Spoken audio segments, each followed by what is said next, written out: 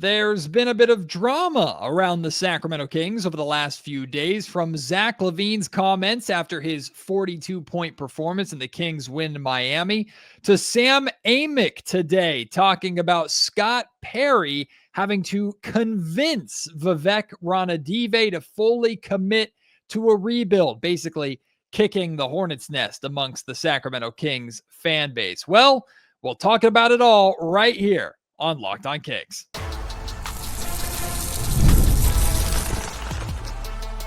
You are Locked On Kings, your daily Sacramento Kings podcast, part of the Locked On Podcast Network, your team every day.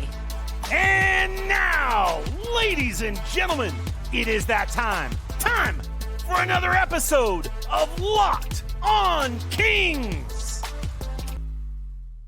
Hello and welcome into Locked On Kings, your podcast hub for Sacramento Kings coverage all season long. This episode is brought to you by FanDuel. If you want to be right in the middle of the action this season, visit FanDuel.com and place your NFL live bets all season long. My name is Matt George. I have the privilege of being your host here. I'm a Sacramento sports anchor and reporter for ABC 10 News, and there's been a little bit of tea going on around the Sacramento Kings. Nothing too drastic. As you can tell, I'm trying to poke fun with it and have fun with it a little bit. It's certainly nothing compared to some of the drama that we had in the Kings organization last year with everything that happened last season. So compared to that, this ain't nothing. But a couple things that have happened over the last 3-4 days or so in Kingsland, one of them happening today, Sam Amick's comments today, that have Kings fans talking, gossiping, scared, frustrated, whatever word. You can tell me how you're feeling based off of these two primary stories that we are going to talk about today. Again, nothing I think that there shouldn't be really anything in this podcast to be overly concerned about, especially when talking about the Vivek Ranadive Scott Perry story. If it even is that from today. So I guess I want to, by addressing these two separate incidents, if we can even call it that, I guess the point of this podcast is to reassure you that it's not really that bad, that maybe it's a talker. It's good for a podcast, I suppose, and good for social media jabbering back and forth. But in reality, nothing's really happened over these past few days. Nothing I would say that's anything to be concerned about. Let me just stop beating around the bush. Let's just dive into these two completely separate circumstances that we're going to talk about today. The first one being earlier, I guess this morning, Sam Amick appeared on a show and he was talking to former Sacramento Kings center DeMarcus Cousins, who asked him about the state of the Sacramento Kings. And Sam answered the question talking about the Kings not being in a very good spot, right? Talked about the Zach LaVine trade as the Kings attempt to replace De'Aaron Fox with a former All-Star so they could pick up right where they left off and continue to be very competitive. It's completely blown up in their faces, and here they are at 6-18, I think, early on in this season. And then Sam dropped the line that everybody freaked out about, or that rang off a lot of alarms in Sacramento Kings fans' minds. And I do not blame you for it if you were one of the people that had your alarm bell being rung. Sam said, when talking about the pivot of this Kings organization to a full rebuild, which is what needs to happen, Sam talked about Scott Perry as the general manager making that transition and having to convince, is the word that he used, Vivek Ranadive to commit to a 3 to 5 year rebuild, or a rebuild that could take 3 to 5 years to get the Sacramento Kings back to any sort of state of prominence. And immediately that freaks people out because, wait, why is Vivek Ranadive meddling again? He's over involved. Like Sam even shared and kind of slipped his opinion into the commentary and saying like Vivek has had a long history here in Sacramento of being over involved to the detriment of the organization. And he follows it up with this little nugget. Kings fans freaking out because now Scott Perry has to convince Vivek Ranadive it's not going to happen. Vivek's not going to fully commit. He's never fully committed to anything. He looks for short cuts. He tries to meddle. He gets involved. He has to have his way, blah, blah, blah, blah, blah, blah, blah, blah. It was like a trauma response from Sacramento Kings fans. And again, I do not blame you. What's funny is a little bit after that clip picked up some steam on social media and was aggregated and shared, and people started reacting to it. Clearly, both Sam and Carmichael Dave from Sacktown Sports 1140 got some sort of phone call or something, because they immediately ran to their social media platforms, and Dave hopped on Sacktown Sports 1140's midday show with Alan Stiles and made sure to reiterate something that I shared pretty much verbatim if you go back a little over 3 weeks ago when I did the Locked On Kings podcast episode, where it was a special episode where I dove in completely to what I had found out and like investigated, I guess, what I had pieced together that is the Sacramento Kings plan. And that is that Scott Perry, from what everybody has been told, or from what I have been told, everybody has told me, Scott Perry has complete and absolute decision-making power as the general manager of the Sacramento Kings when it comes to basketball decisions. Scott has full control. And even that Vivek Ranadive not only is 100% supportive of Scott and is empowering Scott to make his decisions for this basketball team. On top of that, Vivek's kind of 100% hands off, to an extent where I was even told, like, Vivek's not even up to date with the every day-to-day things that Scott is considering doing or has done, or the conversations that he's having with the rest of his assistant general managers and the rest of his front office when deciding how to proceed going forward, right? And that's quite honestly the way that it should be. Dave and Sam both made sure to reiterate that on their social media platforms. It would have been absolutely foolish for Scott Perry to take this job, regardless if it's one of 30 NBA jobs. I get it's a prestigious job that you get paid a lot of money to do it.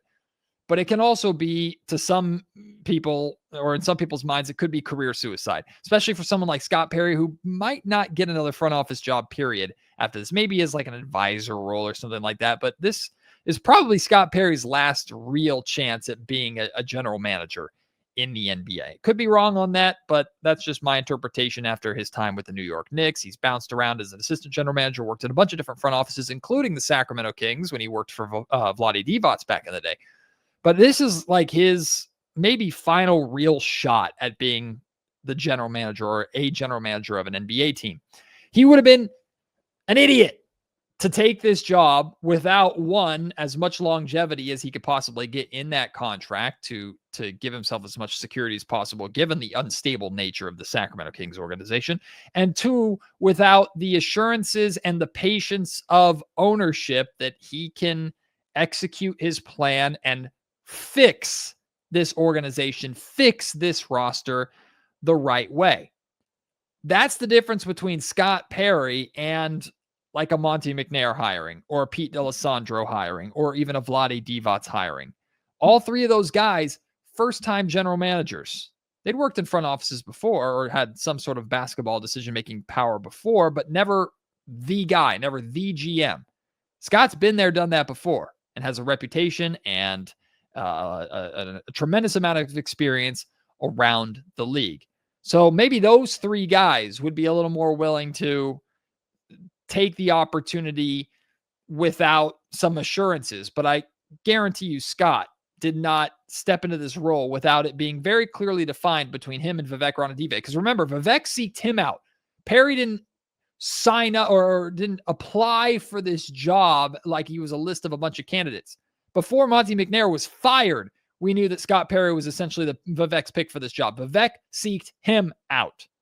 So you best believe there were insurances in place when Monty got this job. Or excuse me, Scott got this job.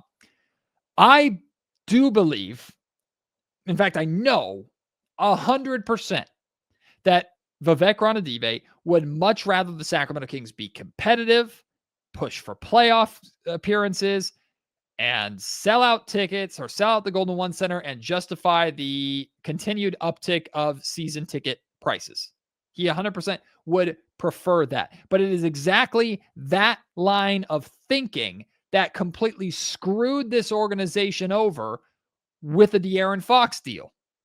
Hindsight is 2020, but we felt at the time the De'Aaron Fox trade and getting Zach LaVine in that deal and getting basically nothing from the San Antonio Spurs was a bad idea.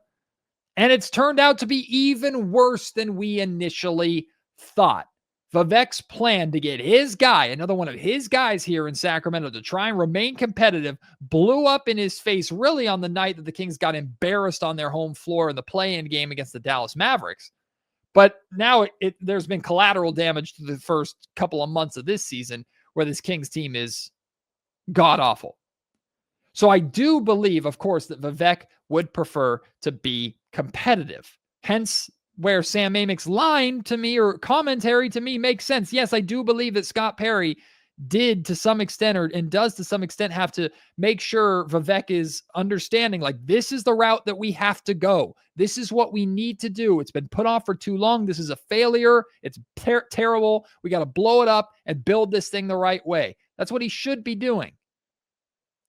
But I understand any Kings fan who is skeptical by anything that I've just said over the last 8 or 9 minutes, any Kings fan that is skeptical about Carmichael Dave and Sam Amick, like reiterating what I've said, like I understand that there is a pattern of how Vivek Ranadive has ran and quite frankly meddled in this organization's basketball decisions over the last decade and some change.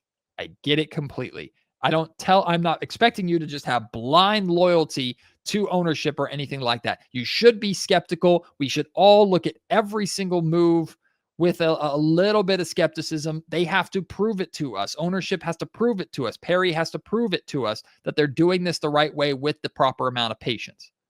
But in reality, draft picks are the priority right now. Like the Kings value their draft picks substantially, considering they're not looking like they're going to be a very good team over the next 2-3 years. Hopefully less than that, but likely 2-3 years. Building in the draft is going to be the way that the Kings have to get this right, which is area that they failed consistently in over the last 20 years. They have to hit on their draft picks. Those draft picks are hot commodities around the league. And the second most important thing to the Kings would be young talent that fits the mold of or the identity and the pillars or traits that Scott Perry has talked about and wants to establish here in Sacramento. For Vivek, he knows this is his last chance when it comes to the grace of this Kings organization or Kings fan base, if they even have any left for him. He is on the thinnest of ice as it is. And I promise you, Vivek Ranadive is an incredibly brilliant man. He's had a tremendous amount of success because of how brilliant he is. He's not brilliant in terms of a basketball mind, not at all. But he's a very, very smart man who is very aware of the circumstance that he is in when it comes to this city and this fan base.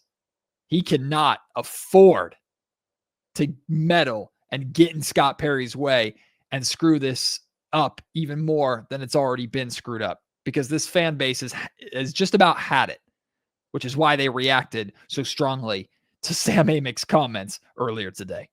This episode of the Locked On Kings podcast is brought to you by FanDuel. NFL Sundays move fast, one big play, and suddenly everything feels different. That's what makes live betting with FanDuel so exciting. You're not just watching the game, you're reacting to it in real time. With FanDuel, you can place bets as the action unfolds, every drive, every momentum swing, every highlight moment. Live betting is best when the game starts to shift, like a receiver getting hot, a defense tightens up, or a momentum flips after a turnover or a massive play. FanDuel lets you jump into the moment at any time. We're talking live spreads and money lines adjusting instantly. Player props update as guys heat up. You can bet next touchdown scores, drive results, totals, and more. It keeps you locked into every snap, every drive, every possibility. So if you want to be right in the middle of the action this season, visit FanDuel.com and place your NFL live bets all season long. FanDuel, the game moves fast, and so can you.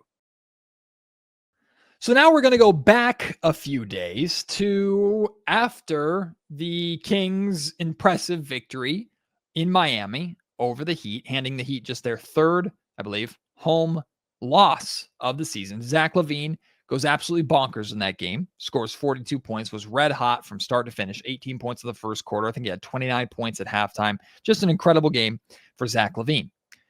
A gentleman, a reporter named Ciro Asio, I believe is how you say his name. His comments on social media, or his reporting on social media, got aggregated and picked up a little bit of steam amongst Kings circles. Apparently, Ciro is with Hoops Hype. He tweeted out after sharing some videos of conversations that he had with Keon Ellis, and I think he had a conversation with Malik Monk.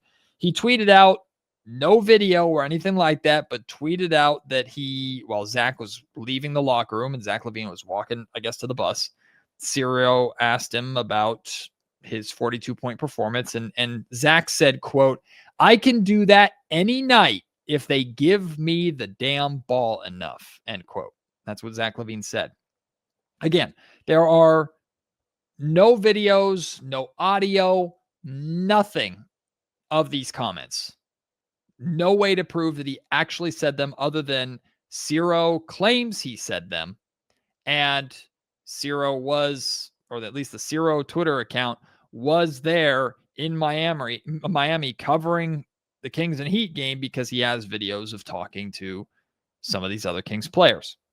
So we don't have the context of how Zach LaVine said it. Was there a smile? Was it snarky? Was it straight-faced? Whatever. But that comment rubbed Kings fans the wrong way, it seemed like. Now, Zach LaVine had a chance to refute or deny that he said that, as Chris Biederman from the Sacramento Bee is on the road. And after the Kings' loss against the Indiana Pacers last night, Chris Biederman asked Zach LaVine about it. And Zach said, quote, "I'm a confident guy, so I'm going to go out there and talk a little mess sometimes." So Zach clearly is not saying that he never said those words. And a lot of people, or some people, I shouldn't say a lot of people, some people have asked me, Matt, why haven't you talked about this? I haven't talked about these comments on social media. I haven't talked about them here on the podcast for a number of reasons. But the primary reason is, to be completely honest with you guys, I don't have a problem with it.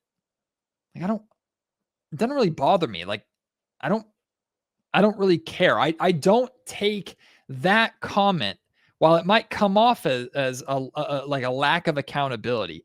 I didn't take it in that way. I know a lot of people are very frustrated, hyper frustrated with Zach LaVine right now because of it's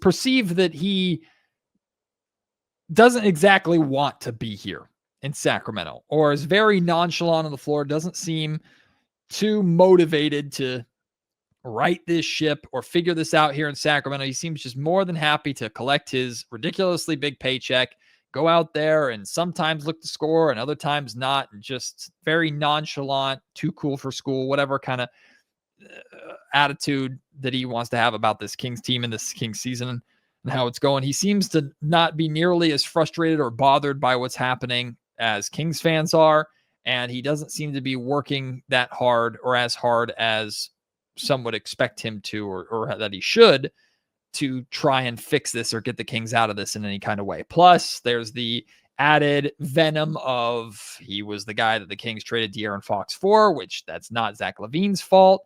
There's the added venom of the amount of money that he's being paid. That's also not Zach LaVine's fault. The Chicago Bulls are the ones that gave it to him, and they clearly regretted that decision too. The Kings didn't, because they went out and traded for it for some reason. But look, I didn't take those comments as him not being accountable and him just going like, it's everybody else's fault. It's not my fault. I can do this whenever I want. It's everybody else's fault. I understand if you took them that way. Look, maybe those comments, given the circumstances right now and everything that's going on, and I know Zach LaVine is aware of how people are talking about him and the reputation around him and the general vibe around this Sacramento Kings team right now, which he is very much a part of, it's not great. And I know he's aware of that. So maybe these comments wasn't the best time to say them after you had granted a 42-point performance. But at the same time, like, if you're going to say something like that after dropping 42 and going crazy, it's a good time, as the goodest time as any to say it. On top of that, like, he's pissed off, not just because of the things that are being said that I know he's aware of, but the night before he scored 2 points, only played 19 minutes. Granted, some of that is his fault because he's disappeared far too often at times. And for some reason, he'll have nights where he definitely is looking to score and other nights where he just isn't. And he's not completely blameless for that. Look, I get why. My point is, I get why these comments may have rubbed people the wrong way. They didn't bother me. Because also, ultimately, with this team, if I'm being honest with you, whether it's guys that I like, guys that I don't like, guys that I see as part of the future, like Keegan Murray, Maxime Reynaud, Nick Clifford, are guys that I think are going to be gone by February, like DeMar DeRozan and maybe even Malik Monk. I don't really care what anybody has to say right now. The only thing that matters to me is what they do or don't do on the floor. Because they've been talking since training camp, saying these things, defending 94 feet, being the most well-conditioned team in the league. We're pissed off by the narratives about us, blah, blah, blah. We've heard all this stuff for months, and it hasn't mattered because on the floor, they've more often than not folded or completely fallen apart like a wet napkin. Like, this team is not good, and they don't look cohesive at all. They look every bit of what we thought that they would be, the Isle of Misfit Toys, except it's even worse than many of us thought that it would be. So I don't really care what Zach LaVine has to say after one good game to some random reporter on the way to a bus, or what Doug Christie has to say at the podium after a loss. Like, at this point, the talk is cheap. Talk doesn't matter. It's what happens on the floor that matters to me. It's who gets the playing time, what they do with that playing time, the rotations. That is what matters to me. On that particular night, Zach LaVine was engaged. He was active. He was hitting shots. He was every bit of the 3-level all-star caliber scorer that we know he's capable of being. And the Sacramento Kings won the game because of it. So if you want to talk a little mess afterwards, hey, be my guest. I'm all for it. Talk is cheap. At least that time he was engaged. And if you want to talk mess, feel free to talk mess. But make sure you're engaged before and after you talk mess. And at least in that Miami Heat game, Zach LaVine did, or was engaged. This episode of the Locked On Kings podcast is also brought to you by Mint Mobile. You know, there's no reason to let big wireless companies drain your wallet, especially during the holidays. Right now, Mint Mobile is running their best deal of the year. All of their unlimited plans are 50% off. That means you can lock in 3, 6, or even 12 months of unlimited premium wireless for just $15 a month. It's the easiest way to take your overpriced phone bill and give it the full Scrooge treatment. And what makes this even better is how simple Mint makes the switch. No contracts, no nonsense, just real savings and real quality service. Switching to Mint lets you keep your same coverage for a lower price. Setup only takes a few minutes. You can bring your own phone and number in without issues. The service is fast and super reliable, even on the go, and it feels good knowing that you're not overpaying just to stay connected. Turn your expensive wireless present into a huge wireless savings future by switching to Mint. Shop Mint Unlimited plans at mintmobile.com/lockedonnba. That's mintmobile.com/lockedonnba. Limited time offer, upfront payment of $45 for 3 months, $90 for 6 months, or $180 for 12 months. Plan required, $15 a month equivalent. Taxes and fees, initial plan term only. Greater than 35 gigabytes may slow when network is busy. Capable devices required. Availability, speed, and coverages vary. See mintmobile.com. So right now, as I'm recording this podcast, the Stockton Kings are currently hosting the South Bay Lakers in the NBA G League. Why is this important? Because one, Devin Carter is playing for the Stockton Kings tonight. He was sent down to the Stockton Kings a couple of days ago. And two, Nick Clifford is playing for Stockton tonight. Nick was sent down earlier today.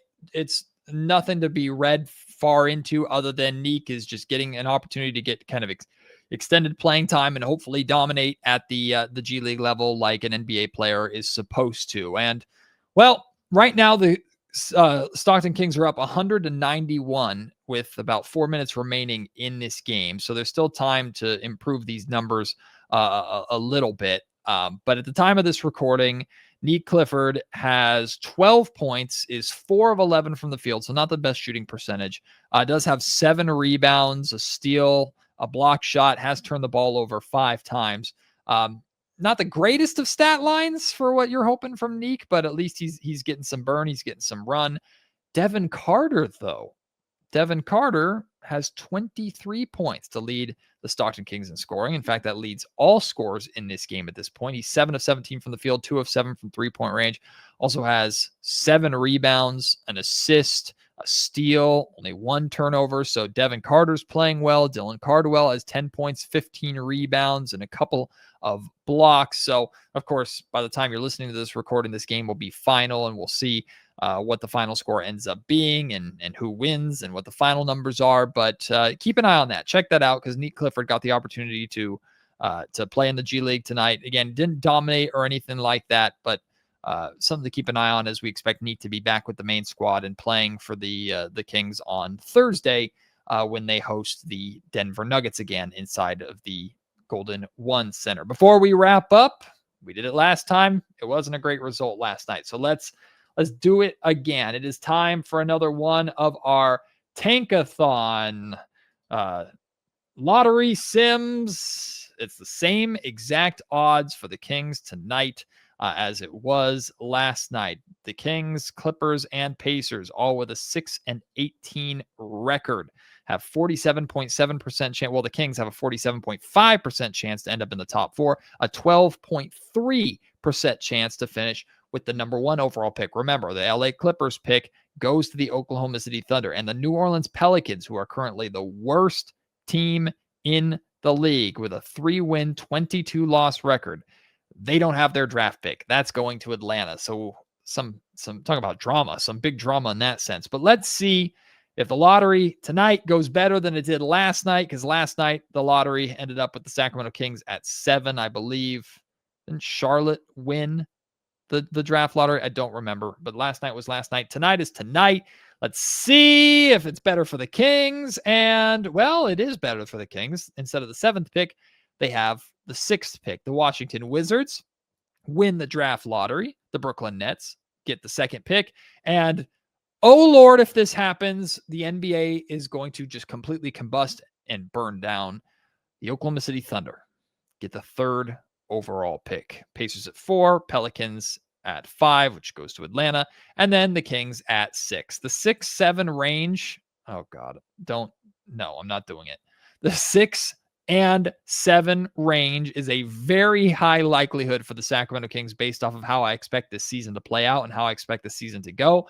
Of course, you can get good talent at the 6 or 7 pick range, but we need to see the Sacramento Kings move up. So far in all 3 of these Tankathon draft lottery sims that we've done, it hasn't gone great. We're 0 for 3 on the Kings, not just moving up and winning the lottery. We're 0 for 3 of the Kings ending up even in the top 4. So we got to, get all the bad ones out of the way now. So when we actually get to the draft lottery itself in April, things will go well for the Sacramento Kings, right? That's how it works. Hopefully we can get all the bad luck out of the way. I want to hear your thoughts on these 2 little bits of drama that we talked about, especially if you want to share your thoughts on Sam Amick's comments today and just your belief level or overall skepticism with, is Vivek Ranadive fully in control? Look, I don't blame you at all. If you feel that way, I'm not going to try and convince you otherwise. All I can do is someone who is plugged in, who has a relationship with Scott Perry, who has a relationship with Kings ownership, who's there in the building and has friends in the building. I can tell you what I've been told. That's what all I'm trying to do. I'm not trying to convince you of anything. I too need to be convinced of some things as well. So believe it if you want. Don't wait to believe it when you see it. Whatever your approach is, I do not blame you, but I'd love to hear how you're feeling about it. Hit me on Twitter at MattGeorgeSack. You can email me, mattgeorgesports@gmail.com, or leave your thoughts in the YouTube comment section down below. I appreciate your support as always. Can't wait to have you join me on the next episode of the Locked On Kings podcast. Until then, my name is Matt George. You've been listening to Locked On Kings, part of the Locked On Podcast Network.